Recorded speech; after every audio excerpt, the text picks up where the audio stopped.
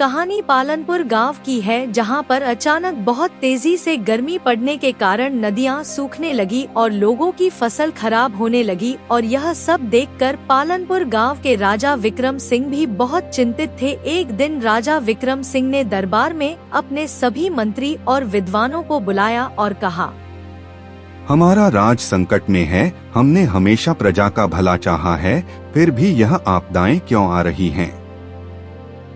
राजा विक्रम सिंह ने इतना कहा ही था, तभी वहां पर उपस्थित मंत्री बोले, महाराज, यह संकट तभी समाप्त होगा जब जादुई चिड़िया को राज्य में लाया जाएगा। वह चिड़िया अपने जादुई शक्ति से राज्य की सारी समस्याओं को दूर कर सकती है। और मंत्री की इतनी ही बात सुनते ही रानी मालिनी बोली, लेकिन यह चिड़िया कहाँ है? क्या उसे पाना संभव है? यह चिड़िया एक रहस्यमयी जंगल में है। वहां तक पहुंचना अत्यंत कठिन है।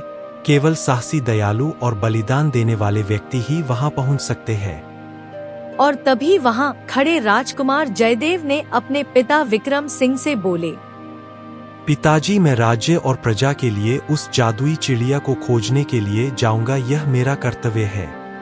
यह सुनकर राजा ने कुछ देर सोचा और उसके बाद बोले, यह सफर खतरों से भरा होगा, लेकिन मुझे तुम पर विश्वास है। जाओ और सफल होकर लौटो।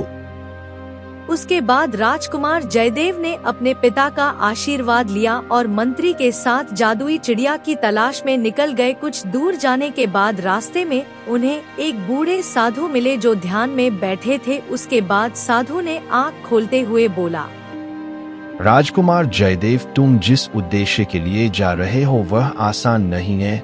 जंगल में तुम्हें दया, साहस और बलिदान की परीक्षाओं से गुजरना होगा। कृपया मुझे सही मार्ग दिखाएं। इतना कहकर राजकुमार जयदेव और मंत्री वहां से आगे की ओर चल दिए। उसके बाद राजकुमार जयदेव और मंत्री को जंगल में प्रवेश करते ही अजीब घटनाएं होने लगी और पेड़ों से फुसफुसाना की आवाजें आने लगी। कुछ दूर जाने के बाद उन्हें रास्ते में एक रहस्यमयी महल दिखा और महल के द्वार पर एक जादूगरनी खड़ी थी जिसकी आंखें चमक रही थी और उसके हाथ में एक जादुई छड़ी थी। और जैसे ही राजकुमार उसके पास पहुँचे तभी जादूगरनी बोली, खरो कौन हो तुम लोग और मेरे जंगल में क्यों आए हो? यह सुनकर राजकुमार जयदेव बोले, मैं राजकुमार जयदेव हूँ। मैं अपने राज्य की भलाई के लिए जादुई चिड़िया को खोजने आया हूँ। जादुई चिड़िया तक पहुँचना इतना आसान नहीं है। तुम्हें जादुई चिड़िया तक पहुँचने के लिए मेरी 3 परीक्षाएं पास करनी होगी। यदि तुम असफल हुए तो तुम्हें यहाँ से कभी वापस नहीं जाने दूंगी। हम तुम्हारी धमकी से डरने वाले नहीं है। पूछो, अपने सवाल ठीक है। ध्यान से सुनो। मेरा पहला सवाल, तुम्हारी सबसे बड़ी कमजोरी क्या है? मुझे डर है कि मैं अपने पिता की तरह महान राजा नहीं बन पाऊंगा। तुमने अपनी सच्चाई स्वीकार कर ली। तुम मेरी पहली परीक्षा में सफल हुए। ध्यान से सुनो। मेरा दूसरा सवाल, वह कौन सा जीव है जिसके पास सिर पर पैर होता है? चिड़िया के पास सिर पर पैर होता है। तुमने साहस दिखाया है। अब तीसरी और अंतिम परीक्षा का सामना करो। तुम्हारे पास जो सबसे प्रिय है उसे त्यागना होगा। केवल तभी तुम जादुई चिड़िया तक पहुंच सकते हो। ठीक है, आपको मैं अपना सबसे प्रिय तलवार देने को तैयार हूँ। राज्य की भलाई के लिए इसे त्यागने के लिए तैयार हूँ। तुमने बलिदान दिया है। तुमने तीनों परीक्षाएं पास कर ली। अब तुम जादुई चिड़िया तक पहुंच सकते हो।